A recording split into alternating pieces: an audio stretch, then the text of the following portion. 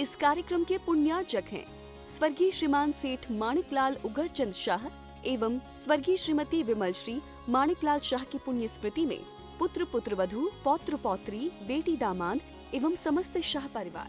ओम नमः सिद्धेभ्यः। नमः श्रीवर्धमानाय निर्धूतकलिलात्मने सालोकानां त्रिलोकानां यद्विद्यादर्पणायते यद्विद्यादर्पणायते। पंच परमेष्टि भगवान की जय। परम पूज्य आचार्य भगवंत गुरुवर विशुद्ध सागर जी मुनि महाराज की, परम पूज्य मुनि श्री सुप्रभ सागर जी महाराज की जय। समीचीन विकल्पों का सम्यक समाधान।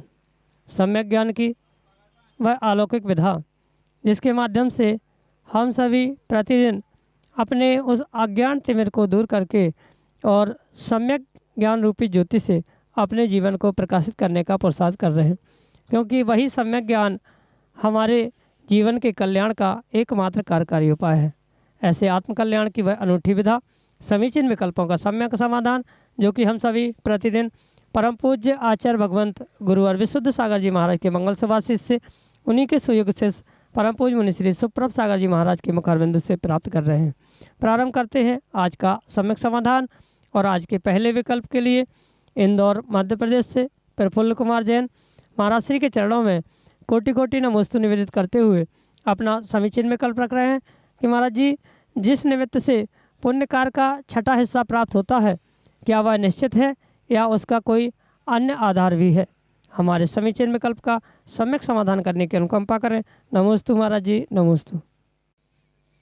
ओम नमः सिद्धम। परम पूज्य आचार्य भगवान गुरुवर विशुद्ध सागर जी महाराज की,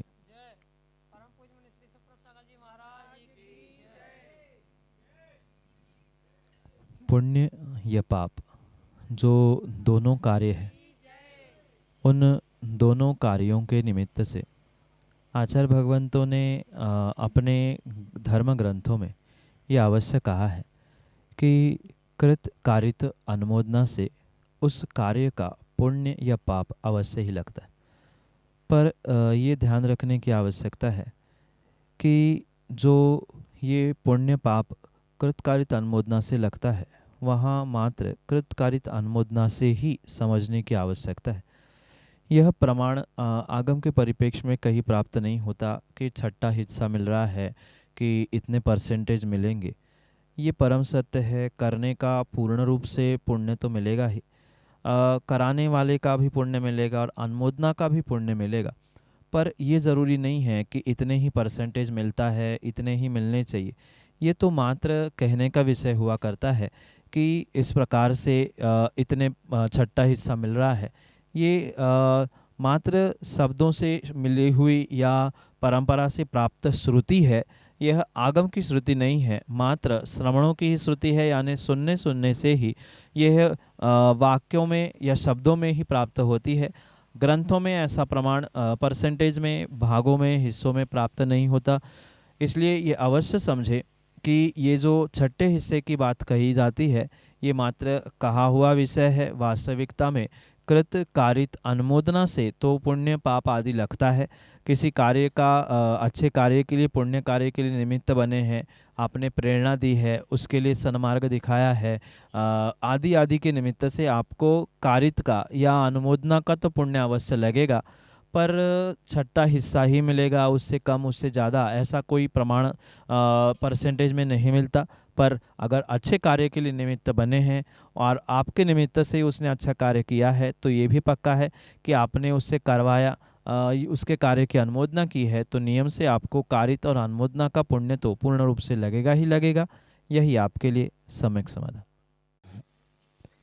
राहुल जैन पाटनी महाराज श्री के चरणों में बारंबार नमोस्तु निवेदित करते हुए अपना समीचीन विकल्प रख रहे हैं कि महाराज जी, घर से, गाड़ी से, कार से सोले की धोती पहनकर मंदिर में जाकर भगवान का अभिषेक करना या मुनिराज को आहार देना उचित है क्या? हमारे समीचीन विकल्प का सम्यक समाधान करने की अनुकंपा करें। नमोस्तु महाराज जी, नमोस्तु।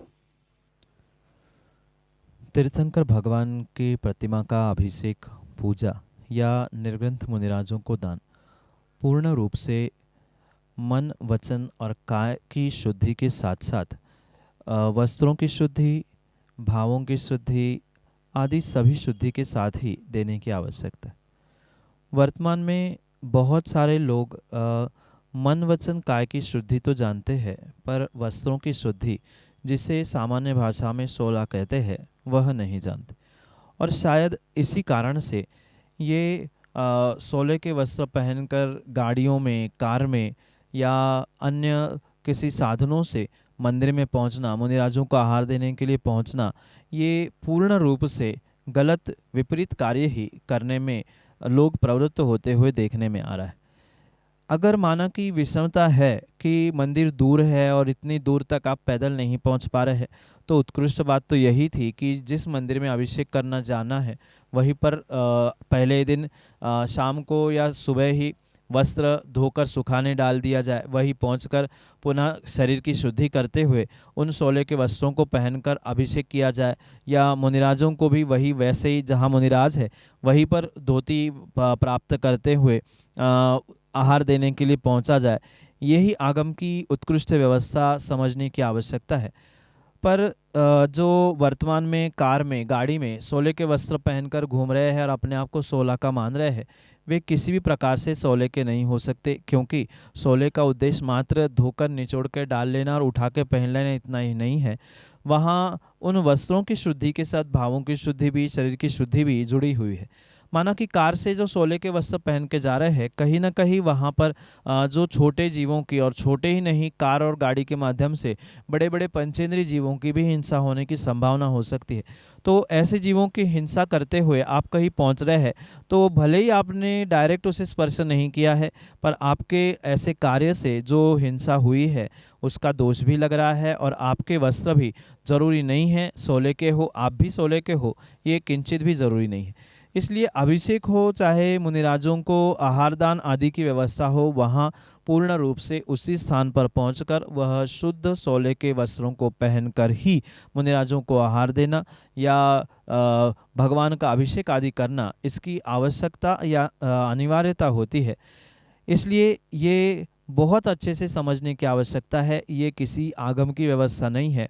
और साथ में मैं और एक बात अवश्य जोड़ना चाहता हूँ कि बहुत सारे लोग हैं जो कार, गाड़ी आदि में नहीं आ पाते, पर सोले के उनके घर में जूते चप्पल भी बनने लगे हैं। तो ये सोले के जूते चप्पल भी किसी प्रकार से नहीं होते, भले प्लास्टिक के हो, कपड़े के धोके डाले हो, रोज़ धोकर पुनः उस जूते चप्पल को रखा हो। मंदिर के जूते चप्पल भी क्यों ना अलग हो, पर जूते चप्पल जूते ही चप्पल होते हैं, वह किसी भी प्रकार से सोले के हो नहीं सकते। चाहे सोने चांदी के भी बना लो, पर वह कभी सोले के हो नहीं सकते। इसलिए जूते चप्पल पहनकर भी सोले के वस्त्र पहनकर कहीं जाना आगम के परिप्रेक्ष्य में योग्य नहीं है। इसलिए गाड़ियों से जाना, कार से हो, टू व्हीलर से हो या अन्य किसी साधनों से हो, या जूते चप्पल पहनकर सोले के वस्त्रों के साथ मंदिर पहुंचना, मुनिराजों के पास पहुंचना, ये आगम से बाह्य ही क्रिया है। आचार्य भगवंतों ने स्पष्ट रूप से कहा है, अगर ऐसे अशुद्ध वस्त्रों में अशुद्धि के साथ कोई मुनिराजों को आहार देता है तो नियम से वह कुभोग भूमि में पहुंचता है। ये आगम का सिद्धांत है। इसलिए इसको समझते हुए ही आपको विवेक के साथ कार्य करने की आवश्यकता है। पर आगम में और धर्म में किसी ऐसे व्यवस्था कहीं ही नहीं है। 16 मतलब वही पहुंचकर शुद्ध वस्त्रों को बहुत विवेकपूर्वक पहनना और फिर उससे ही अभिषेक आहार दान करना, यही व्यवस्था आगम की है, जो कि आपके लिए सम्यक समाधान से। राजेंद्र जैन, इंदौर, मध्य प्रदेश से महाराज जी के चरणों में बारंबार नमोस्तु निवेदित करते हुए अपना समीचीन विकल्प रख रहे हैं कि महाराज जी, मुझे स्वप्न में हर 2-3 दिन के अंतराल में मंदिर जी दिखते हैं, तो कभी मुनिराजों का संग चलते फिरते विहार करते हुए दिखता है, तो कभी तीर्थंकरों की मूर्तियां आती हैं, और सुबह उठते ही मुझे वह याद भी होता है कि आज मैंने ऐसा सपना देखा। तो यह क्या संकेत है? हमारे समीचीन विकल्प का सम्यक समाधान करने की अनुकंपा करें। नमोस्तु महाराज जी, नमोस्तु। जो रात्रि में स्वप्न आदि आते हैं, वह पूर्ण रूप से कहीं न कहीं अपने उस सुप्त मन में बैठे हुए जो विचार होते हैं, जो परिणाम होते हैं, वही कहीं न कहीं स्वप्न के रूप में व्यक्ति रात के समय या अन्य समय में देखता है। ये अवश्य समझना कि स्वप्न में जो हो रहा है वह आपके साथ होगा ही, ऐसा भी नहीं है, और नहीं होगा ऐसा भी नहीं है। क्योंकि स्वप्न कब देखा है, क्या देखा है, कैसे देखा है, कौन से समय में देखा है, उस पर निर्भर करता है कि वह स्वप्न वास्तव में फलीभूत होगा कि नहीं होगा। इसलिए ये ध्यान रखें कि इसका ये विकल्प ना करें कि उसका फल क्या होगा, कैसे होना चाहिए, क्योंकि तिथि, वार, नक्षत्र, समय आदि पर निर्भर किया करता है कि किस प्रकार से वह फलीभूत हो सकता है। उत्कृष्ट, जघन्य, मध्यम, कैसा उसका या विपरीत फल मिलता है, वह उसके समय, काल, तिथि आदि पर निर्धारित हुआ करता है।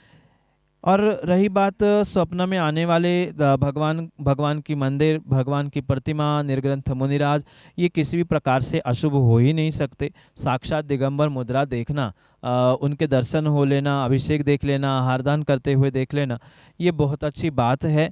ये पुण्य के उदय से होता है। कहीं ना कहीं भीतर आपके मन में ये विकल्प बैठे हैं कि हम महाराज के पास कब पहुँचे, कब कैसे पहुँचे, उनको आहार कैसे दिया जाए, भगवान का अभिषेक करते हुए, ये कहीं ना कहीं सुप्त मन में बैठे हुए जो विचार है वही उद्घाटित हो रहे हैं। और वह उद्घाटित होने के निमित्त से ही कहीं ना कहीं वहाँ स्वप्न के रूप में दिखाई देते।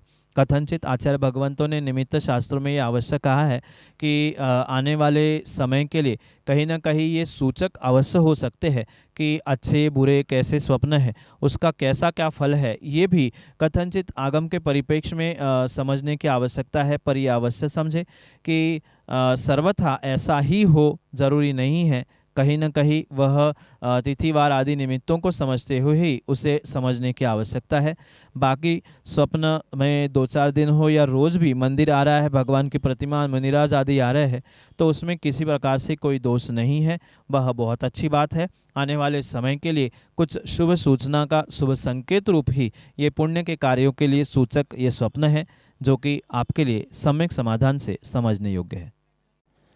माही जैन विदिशा मध्य प्रदेश से महाराज श्री के चरणों में बारंबार नमोस्तु निवेदित करते हुए अपना समीचीन विकल्प रख रहे हैं कि महाराज जी, गंधोदक लगाते हुए यदि एक बूंद नीचे गिर जाती है तो उसका क्या पाप लगता है।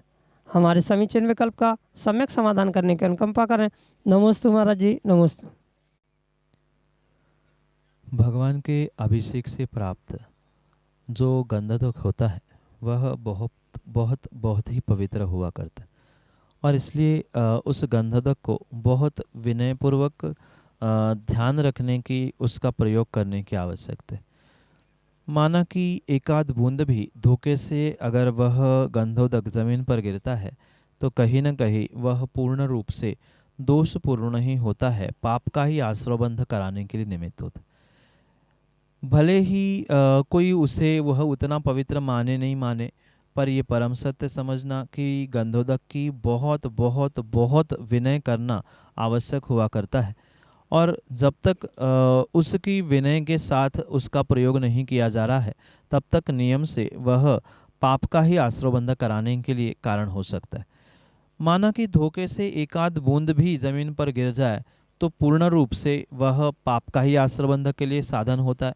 ये भी ध्यान रखें कि ज़मीन पर गिरी हुई अगर बूंद हमें पता है तो उससे पहले पोंछ लिया जाए, पुनः उसमें पानी डालकर व्यवस्थित ऐसा कार्य किया जाए कि दूसरे किसी के पैर उस पर ना पड़े। क्योंकि अगर आपके द्वारा वह गिराया वो एकाध बूंद गंधोदक किसी दूसरे के द्वारा पैरों में आ गया तो नियम से आपके लिए भी दोष लगेगा, जो पैर रख रहा है उसको तो लग ही रहा है। इसलिए ऐसा कार्य करना उचित नहीं है। एक बूंद भी गंधोदक का जमीन पर ना गिरे, इतना विवेकपूर्वक ही कार्य करने की आवश्यकता है। यही आपके लिए सम्यक समाधान। उषा दीदी विदिशा मध्य प्रदेश से महाराज श्री के चरणों में बारंबार नमोस्तु निवेदित करते हुए अपना समीचीन विकल्प रख रहे हैं कि महाराज जी, हमें अपना आत्मबल बढ़ाने के लिए क्या करना चाहिए। हमारे समीचीन विकल्प का सम्यक समाधान करते हुए हमारा मार्गदर्शन करने की अनुकंपा करें। नमोस्तु महाराज जी, नमोस्तु। हमें अपना आत्मबल बढ़ाने के लिए स्वयं से ही पुरुषार्थ करने की आवश्यकता है। कोई बाहर का निमित्त या बाहर का व्यक्ति आपके आत्मबल को बढ़ाने के लिए किसी भी प्रकार से कार्यकारी कारण या कार्यकारी साधन नहीं बन सकता जब तक आप स्वयं अपने आप से ये निर्धारित नहीं करें कि हमें अपनी विल पावर, अपना आत्मविश्वास, आत्मबल को बढ़ाना है। जब तक आत्मबल नहीं बढ़ाया जाएगा तब तक किसी भी प्रकार से कोई कार्य में भी सफलता संभव नहीं हो सकती। इसलिए सर्वप्रथम ये ध्यान रखें कि आत्मबल अगर बढ़ाना है तो आपको अपने आप से ही ये निर्णय करने की आवश्यकता है कि मुझे अपने भीतर का आत्मबल और अपने आत्मशक्ति को, आत्मविश्वास को बढ़ाने की आवश्यकता है। बहिरंग निमित्त, बहिरंग साधन बहुत सारे मिल सकते हैं, बहुत बताने वाले, गाइडेंस करने वाले, बहुत समझाने वाले भी मिल सकते हैं कि इन कारणों से आप आत्मबल बढ़ा सकते हो, ऐसा करना चाहिए, ये करना चाहिए। पर ये सब बातें गौण हैं जब तक आप भीतर से स्वयं नहीं सोचेंगे कि हमें अपने इस आत्मबल को प्राप्त करना है या आत्मबल को बढ़ाना है, तब तक किसी भी प्रकार से आप अपने आत्मबल को बढ़ाने में सफल हो नहीं सकते। इसलिए आत्मबल को बढ़ाने के लिए कहीं ना कहीं आपको कुछ अंशों में ध्यान करना, स्वाध्याय करना आदि कार्यों को करने की आवश्यकता है। जैसे अगर बहुत कठिन ग्रंथ भी नहीं समझ में आ रहे हैं, पर प्रथमानियों के ग्रंथों को अगर आप बहुत अच्छे से पढ़ो तो प्रथमानियों के ग्रंथों के निमित्त से भी आपको ये समझ में आ जाएगा कि पुराण में पूर्व में जो कई सारे ऐसे महापुरुष हुए, महासतियाँ हुई, जो विपरीतता में भी कहीं ना कहीं अपने आप को संभाल पाई। तो अगर वो कर सकते हैं तो आप भी कर सकते हैं, हम भी कर सकते हैं। ऐसा निर्णय करते हुए उन्होंने इतनी विषमता में इतना सब कुछ समता से सहन करना सीखा, तो आज हमारे पास तो उतनी विषमता है ही नहीं है, उतनी विपरीतता है ही नहीं है। ये सोचते हुए उन घटनाक्रम को समझते समझते कहीं ना कहीं आप अपने आप में, अपने भीतर में ये आत्मबल बढ़ाने का पुरुषार्थ कर सकते। उसके अलावा भी ध्यान आदि के माध्यम से जो स्वयं को कंसंट्रेशन बढ़ाना है, एकाग्रता बढ़ाने का पुरुषार्थ किया जाता है, वह कहीं ना कहीं जीवन में उत्कृष्टता की ओर बढ़ाने के लिए निमित्त बन सकता है। इसलिए आप ध्यान, स्वाध्याय, मन की एकाग्रता आदि आदि बातों में विशेष ध्यान देते हुए उसके प्रति लगाव से कार्य करेंगे तो नियम से आने वाले समय के लिए आपके आत्मबल बढ़ने की संभावना है। पर आत्मबल बढ़ाने की इच्छुकता, आत्मबल बढ़ाने के लिए जागरूकता स्वयं से ही लानी होगी। दूसरों के मात्र निमित्त बनने से, कारण बनने से, समझाने से काम नहीं होगा। यही आपके लिए सम्यक समाधान। श्रीमती रुचि जैन, सागर, मध्य प्रदेश से अगले समीचीन विकल्प के लिए हमारे सामने। तीनों महाराज जी को मेरा त्रैवा नमोस्तु नमोस्तु नमोस्तु। महाराज जी मेरा प्रश्न है कि क्या कोई पंडित, एस्ट्रोलॉजिस्ट आपके भविष्य के बारे में बता सकता है? क्या एस्ट्रोलॉजी सच है? नमोस्तु महाराज जी। कुंडली के माध्यम से जो भविष्य आदि बताया जाता है, जिसे सामान्य भाषा में एस्ट्रोलॉजी आदि कहा जाता है, वह किसी भी प्रकार से झूठ नहीं है। पर वर्तमान में उस भविष्य को, एस्ट्रोलॉजी को लेते हुए जो बहुत सारे जीवों में भूत सा चढ़ा है, वह भी पूर्ण रूप से सही नहीं। जबकि हमारे पूर्वाचार्यों ने इस भविष्य के बारे में, एस्ट्रोलॉजी के बारे में बहुत कुछ बातें कही है, वह परम सत्य होने पर भी उन्होंने स्पष्ट रूप से कहा है कि ये सब कुछ मात्र निमित्त भूत हुआ करते हैं। निमित्त भूत सत्य होने पर भी कथनचित इसमें बदलाव करने की शक्ति आप सभी में, हम सभी में अवश्य ही हुआ करती। अगर ये सोचे कि भविष्य में जो लिखा है वही होने वाला है मात्र, तो कभी भी फिर पुरुषार्थ कोई व्यक्ति करेगा ही नहीं, पुरुषार्थ करना ही व्यर्थ हो जाएगा। इसलिए अवश्य समझे कि पुरुषार्थ किए बिना भविष्य बना नहीं है। कल का जो पुरुषार्थ था वह आज के लिए भाग्य के रूप में, भविष्य के रूप में आपको प्राप्त हुआ है। और आज आप जो जैसा करोगे, नियम से वैसा ही आने वाले कल में वह आपके लिए भविष्य या भाग्य के रूप में प्रतिफलित होने का निमित्त प्राप्त हो सकता है। इसलिए ये ज्योतिष, कुंडली, भविष्य, एस्ट्रोलॉजी, ग्रह आदि ये कुछ तो होते हैं पर सब कुछ नहीं हुआ करते। सब कुछ आपका पुरुषार्थ ही हुआ करता है। उस पुरुषार्थ के लिए निमित्तभूत ये ज्योतिष आदि होना संभव है। पर आप ये सोचें कि पूर्ण रूप से हाँ हम उस पर ही निर्भर रहे कि नहीं हम तो मात्र ज्योतिष को ही मानेंगे और ज्योतिष में भविष्य में ऐसा लिखा ही है तो अपने आप होना चाहिए, तो ऐसा भी संभव नहीं है। कहीं ना कहीं उसको वैसा प्रकट करने के लिए या जो भविष्य में होना है या भाग्य में लिखा है उसे प्रकट करने के लिए भी कुछ अंशों में आपको पुरुषार्थ करना पड़ेगा। ये परम सत्य है। माना कि थाली सामने रखी है और किसी ने कहा आज आपका पेट भरने ही वाला है, तो पेट भरने वाला है तो बुद्धिपूर्वक खाना भी तो पड़ेगा। ऐसे ही कोई कार्य आपके जीवन में होने वाला है कहा है तो उसके लिए वैसा पुरुषार्थ भी करना होगा। माना कि उसके विपरीत पुरुषार्थ करो और आप कहे कि नहीं हमारे तो भविष्य में ऐसा लिखा है तो ऐसा ही होना चाहिए, तो वो ऐसा सर्वथा नहीं होता। इसलिए ये विशेष ध्यान रखने योग्य बात है कि ज्योतिष, भविष्य, एस्ट्रोलॉजी ये सब कुछ होते तो है पर सब कुछ नहीं हुआ करते हैं। कहीं ना कहीं वहाँ पुरुषार्थ नहीं है तो वह भाग्य साथ देने वाला नहीं है, और भाग्य भी नहीं है तो पुरुषार्थ भी साथ देने वाला नहीं। इसलिए भाग्य और पुरुषार्थ दोनों का बैलेंस बनाते हुए ये निर्णय करें कि कुछ अंशों में पुरुषार्थ भी आवश्यक है, कुछ अंशों में भाग्य भी आवश्यक है। जितने अंशों में दोनों हमें परिपूर्ण रूप से उचित कार्य लगेंगे वैसा ही समय को देखते हुए करने की आवश्यकता है। पर उस एस्ट्रोलॉजी पर सर्व रूप से अधीन होकर कार्य करने की आवश्यकता नहीं है। आप पुरुषार्थ करते रहे, समय समय पर हाथों की रेखाएं, समय समय पर वह ग्रह नक्षत्र आदि भी बदलते हुए देखने में आता है। अगर सर्वथा ये बदलते नहीं होते तो फिर किसी का कोई पुरुषार्थ या किसी का जीवन बदल ही नहीं पाता। पर ऐसा भी देखा गया है कि भविष्य बताने वालों ने भविष्य तो बताया पर कहीं ना कहीं उसमें व्यक्ति ने पुरुषार्थ करते हुए बदलाव भी किया गया है। तो ये आप भी समझे कि सर्वथा ऐसा ही नहीं है, कथनचित उसमें बदलाव हो भी सकता है, नहीं भी हो सकता है। वह आपके पुरुषार्थ, आपके पुण्य, आपके भाग्य आदि सब पर निर्भर किया करता है। यही आपके लिए सम्यक समाधान।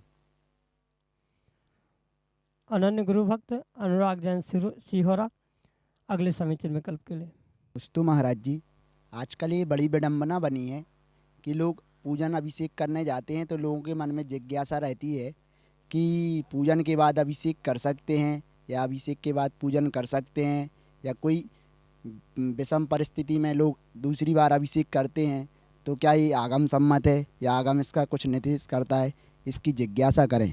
नमोस्तु महाराज जी।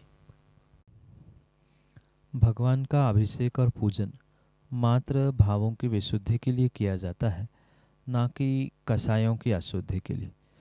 पर यह भी ध्यान रखें कि भावों की विशुद्धि के साथ वस्त्र की, शरीर की भी शुद्धि कितने और कितने अंशों में है, तभी इसका वास्तव में निर्धारण किया जा सकता। पर आगम के परिप्रेक्ष्य में अगर समझे तो ये किसी भी प्रकार से आचार्यों ने निषेध नहीं किया है कि ऐसा ही करने से ही पूजा का फल मिलता है या अभिषेक का फल मिलता है। हाँ, ये परम सत्य है, क्रम से करेंगे तो विशेष फल मिलेगा। माना कि कुछ विषमता के कारण से क्रम से नहीं हो पा रहा है, अभिषेक 8 बजे होता है और आपको 8 बजे 8:30 बजे का ही जाना है, तो उसके बाद पूजा करना संभव नहीं थी। पूजा आपने पहले कर ली और फिर अभिषेक कर लिया, तो उसमें आगम के परिप्रेक्ष्य में कोई दोष नहीं है। पर श्रावकों को ये भी ध्यान रखने की आवश्यकता है तो कि हाँ, हमें तो बाद में करना है, जब आप पूजा कर रहे हैं तो कम से कम फिर जिस जिनवाणी में कपड़े लगे हैं ऐसी जिनवाणी ना छुए जाए। जहाँ चटाई पे खड़े होकर पूजा की जाती है वहाँ चटाई पे ना खड़े होकर कहीं अलग ऐसे स्थान पे खड़ा हुआ जाए जिससे हमारी शुद्धि बनी रहे, क्योंकि चटाई पे खड़े होने पर अभिषेक की शुद्धि नहीं बचती, आहार की शुद्धि नहीं बचती। जिनवाणी जो कपड़े से बनी हुई या कपड़ा लगा है, ऐसे जिनवाणी को छूने से भी वहाँ आहार की कह दो या अभिषेक की शुद्धि नहीं बचती। इसलिए अगर ऐसी शुद्धि होने पर आप अगर अभिषेक पूजा की बात कर रहे हो तो उसमें आगम के परिप्रेक्ष्य में किंचित भी दोष नहीं है। पर ये श्रावकों का स्वयं का विवेक चाहिए कि उन्हें किस प्रकार से, कई तो लोग ऐसे होते हैं साक्षात छिलते हुए दिख रहे हैं, छिल गए हैं, 16 बच्चा नहीं है, पर फिर भी कहते हैं कुछ नहीं होता, फिर मंत्रों के द्वारा, छींटे के द्वारा। ये सामान्य व्यवस्था नहीं है। अति विषमता में जहाँ बहुत बड़े बड़े अनुष्ठान हैं वहाँ शुद्धि का पूर्ण 100% ध्यान रखना संभव नहीं होता। वहाँ पर छींटे लगाते हुए मंत्रों के द्वारा शुद्धि आदि की जा सकती है, पर प्रतिदिन यही करना ये प्रमाद है। वास्तविकता में शुद्धि का ध्यान रखते हुए पहले अभिषेक करना, फिर शांतिधारा करना, फिर पूजा करना, ये क्रम होने पर भी ऐसा बंधन नहीं कहा है कि माना कि कभी क्रम का उल्लंघन हो रहा है तो उसमें कोई पाप नहीं लगता। कोई दोष भी नहीं लगता। क्रम से होगा तो विशेष फल मिलेगा, नहीं होगा तो कम मिलेगा, पर पाप तो बिल्कुल भी नहीं लगता है। ये भावों की विशुद्धि के लिए किया जा रहा है तो भावों की विशुद्धि के लिए ही किया जाए।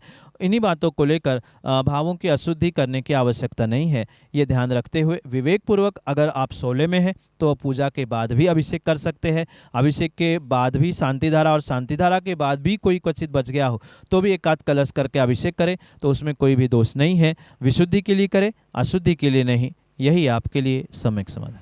जय जन बंधु, हम सभी लाभ ले रहे थे लोकप्रिय कार्यक्रम सम्यक समाधान का। प्रतिदिन यह कार्यक्रम 5:13 पे यूट्यूब चैनल सुप्रभ उवाच के माध्यम से प्रसारित होता है। मुनिषी का नाम सुप्रभ सागर जी, उससे सुप्रभ और वाणी का पर्यायवाची नाम उवाच, सुप्रभ उवाच यह यूट्यूब चैनल का नाम है। आप यूट्यूब चैनल के माध्यम से यह कार्यक्रम प्रतिदिन 5:13 पे देख सकते हैं। प्रतिदिन ठीक 4 बजे आदिनाथ टीवी चैनल पे भी यह कार्यक्रम का प्रसारण होता है। याद रहे, आदिनाथ टीवी चैनल एक नया टीवी चैनल लॉन्च हुआ है, उसके माध्यम से भी ठीक दोपहर को 4 बजे इस कार्यक्रम का प्रसारण होता है। आप सभी लोग घर बैठे टीवी के माध्यम से भी सम्यक समाधान का लाभ ले सकते हैं। प्रतिदिन शाम को 7:40 पे मुनिषी के प्रवचन टीवी के माध्यम से प्रसारित होते हैं। आप सभी लोग घर बैठे मुनिषी के प्रवचन का लाभ लेते हुए सुक्ति मुक्तावली इस ग्रंथ का स्वाध्याय भी कर सकते हैं। प्रतिदिन 2:30 पे आदिनाथ टीवी चैनल के माध्यम से भी मुनिषी के प्रवचन प्रसारित होते हैं। आप सभी लोग घर बैठे टीवी के माध्यम से आदिनाथ टीवी चैनल के माध्यम से मुनिषी के प्रवचन का लाभ ले सकते हैं। अगर आप इस कार्यक्रम से जुड़ना चाहते हो और कार्यक्रम के माध्यम से अपने विकल्पों का सम्यक समाधान प्राप्त करना चाहते हो तो नीचे पट्टी पे, स्क्रॉल पे या डिस्प्ले पे हमारे नंबर चल रहे हैं, उसके माध्यम से आप हम तक संपर्क करते हुए अपने विकल्प भेज सकते हैं। आपकी सुविधा के लिए मैं नंबर दोहराता हूँ, 8707548811। यह व्हाट्सएप का नंबर है। इस व्हाट्सएप के नंबर पे अपना विकल्प आप व्हाट्सएप कर सकते हैं और उस विकल्पों को एकत्रित करके मुनिषी तक पहुंचाते हुए उस विकल्पों का सम्यक समाधान हम सभी लोग प्राप्त कर सकते हैं। आज के लिए इतना ही। मुनिषी के चरणों में कोटिशा नमोस्तु करते हुए आज के सम्यक समाधान कार्यक्रम को यहीं पे विराम देते हैं। नमोस्तु नमोस्तु नमोस्तु।